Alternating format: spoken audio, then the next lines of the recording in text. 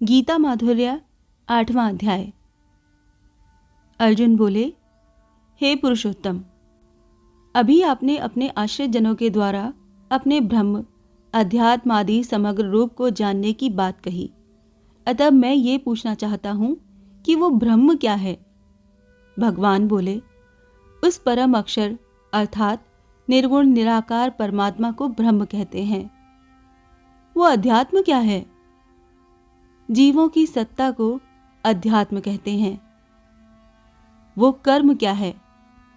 महाप्रलय में अपने कर्मों के सहित मुझ में लीन हुए जीवों को महासर्ग के आदि में कर्म फल भोग के लिए अपने में से प्रकट कर देना अर्थात शरीरों के साथ विशेष संबंध कर देना ही त्याग रूप कर्म है।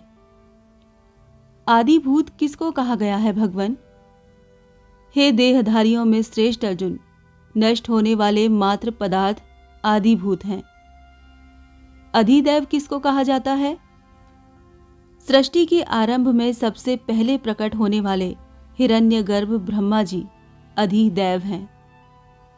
इस देह में अधियज्ञ कौन है? इस मनुष्य शरीर में अंतर्यामी रूप में मैं ही अधियज्ञ हूं। हे मधुसूदन, वश में किए हुए अंतःकरण वाले मनुष्यों के द्वारा अंतकाल में आप कैसे जानने में आते हैं? हे अर्जुन, मैं पहले अंतकाल के विषय में अपना नियम सुनाता हूं। जो मनुष्य अंतकाल में मेरा स्मरण करते हुए शरीर छोड़ता है वो मुझे ही प्राप्त होता है, इसमें संशय नहीं है। अंतकाल में आपका स्मरण करें तो आपको प्राप्त होगा, पर यदि आपका स्मरण न करे तो?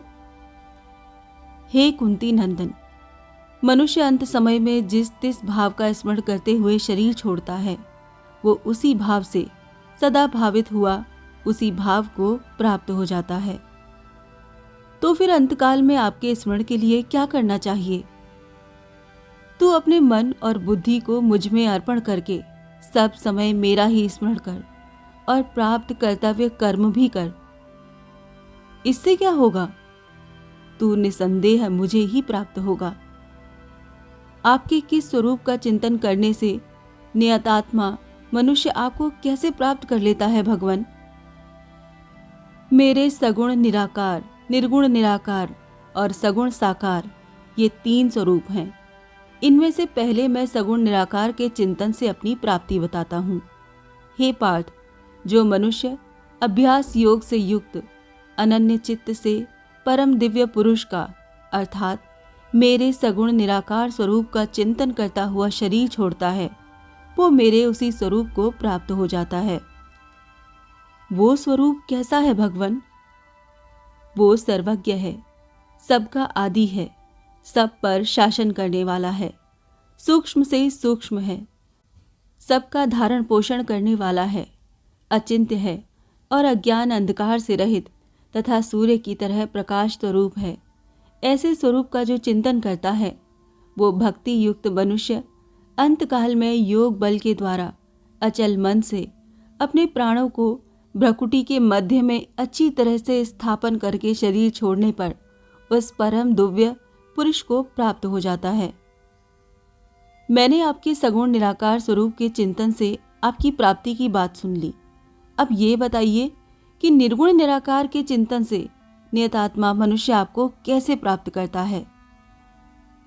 वेद वेत्ता लोग जिसको अक्षर कहते हैं, राग रहित यति लोग जिसको प्राप्त करते हैं और जिसको प्राप्त करने की इच्छा से ब्रह्मचारी लोग ब्रह्मचर्य का पालन करते हैं, उस पद की प्राप्ति की बात मैं संक्षेप से कहूँगा। जो साधक अंतकाल में संपूर्ण इंद्रियों को वश में करके मन को हृदय में स्थापित करके और प्राणों को मस्तिष्क में धारण करके योग धारणा में स्थित हुआ ओम इस एक अक्षर ब्रह्म का उच्चारण और मेरे निर्गुण निराकार स्वरूप का चिंतन करता हुआ शरीर छोड़ता है वो परम गति को प्राप्त होता है। निर्गुण निराकार के चिंतन से आप प्राप्त हो जाते हैं, ये बात मैंने सुन ली। अब ये बताइए कि सगुण साकार के चिंतन से नियतात्मा मनुष्य आपको कैसे प्राप्त करता है? हे पार्थ, अनन्य चित्त वाला जो मनुष्य नित्य निरंतर मेरा ही चिंतन करता है, मुझ में सदा लगे हुए उस योगी को मैं सुलभ हूँ, अर्थात उसको मैं सुलभता से प्राप्त हो जाता हूँ। आपकी प्राप्ति से क्या होता है भगवान? जो महात्मा लोग मेरे परम प्रेम से युक्त होकर मुझे प्राप्त कर लेते हैं, वो हर समय मिटने वाले और दुखों के घर रूप पुनर्जन्म को प्राप्त नहीं होते। तो फिर पुनर्जन्म किसका होता है? हे अर्जुन, ब्रह्मलोक तक सभी लोग पुनरावर्ती हैं, इसीलिए उन लोकों में जाने पर फिर लौटकर आना ही पड़ता है, अर्थात फिर जन्म लेना ही पड़ता है। परंतु हे कौन्तेय, मेरी प्राप्ति होने पर फिर जन्म नहीं लेना पड़ता। वो लोग पुनरावर्ती क्यों हैं? काल की अवधि वाले होने से। वो काल की अवधि क्या है? दिन रात के तत्व को जानने वाले पुरुष ये जानते हैं कि 1000 चतुर्युगी बीतने पर ब्रह्मा का एक दिन होता है और 1000 ही चतुर्युगी बीतने पर ब्रह्मा की एक रात होती है। ब्रह्मा के दिन के आरंभ काल में नींद से ब्रह्मा के जगने पर ब्रह्मा के सूक्ष्म शरीर से संपूर्ण प्राणी प्रकट होते हैं और ब्रह्मा की रात के आरंभ काल में ब्रह्मा के सूक्ष्म शरीर में संपूर्ण प्राणी लीन हो जाते हैं। वो प्राणी बार बार क्यों जन्मते मरते हैं भगवान?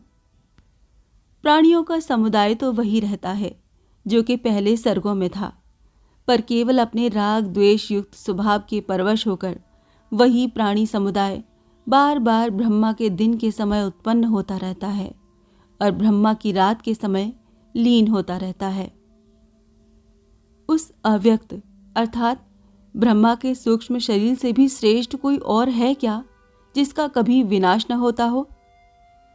हाँ, उस ब्रह्मा से भी पर श्रेष्ठ एक नित्य निरंतर रहने वाला भाव रूप अव्यक्त है, जो कि संपूर्ण प्राणियों के नष्ट होने पर भी नष्ट नहीं होता।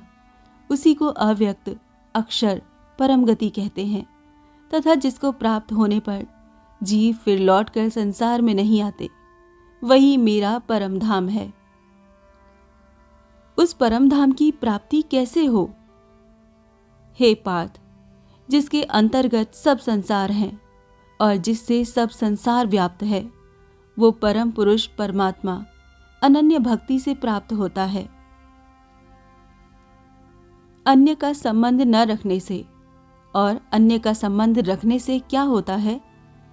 हे अर्जुन, जिस मार्ग से गए हुए अन्य का संबंध न रखने वाले प्राणी फिर लौटकर संसार में नहीं आते और जिस मार्ग से गए हुए अन्य का संबंध रखने वाले प्राणी फिर लौटकर संसार में आते हैं, उन दोनों मार्गों को मैं कहूंगा। वो दोनों मार्ग कौन से हैं भगवान? जिस मार्ग में प्रकाश स्वरूप अग्नि, दिन, शुक्ल पक्ष और 6 महीनों वाले उत्तरायण के अधिपति देवता हैं, शरीर छोड़कर उस मार्ग से गए हुए ब्रह्मवेत्ता लोग ब्रह्म को प्राप्त हो जाते हैं, अर्थात फिर लौटकर नहीं आते। और जिस मार्ग में धूम, रात्रि, कृष्ण पक्ष और 6 महीनों वाले दक्षिणायन के अधिपति देवता हैं, शरीर छोड़कर उस मार्ग से गए हुए सकाम मनुष्य स्वर्ग आदि ऊंचे लोगों को सुख भोग कर फिर लौट कर आते हैं। ये दोनों मार्ग कब से शुरू हुए हैं? प्राणियों के ये दोनों शुक्ल और कृष्ण मार्ग अनादि हैं। इनमें से शुक्ल मार्ग से गए हुए को लौटकर नहीं आना पड़ता और कृष्ण मार्ग से गए हुए को लौटकर आना पड़ता है। लौटकर न आना पड़े, इसके लिए क्या करें भगवान?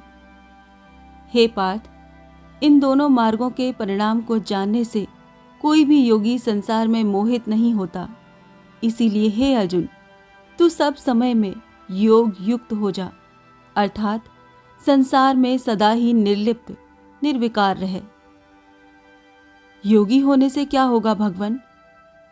वेद में, यज्ञ में, तप में तथा दान में जो जो पुण्य फल कहे गए हैं, योगी उन सभी पुण्य फलों का अतिक्रमण करके आदि स्थान परमात्मा को प्राप्त हो जाता है। गीता माधुर्य का 8वां अध्याय यहाँ समाप्त होता है। ओम नमो भगवते वासुदेवाय नमः।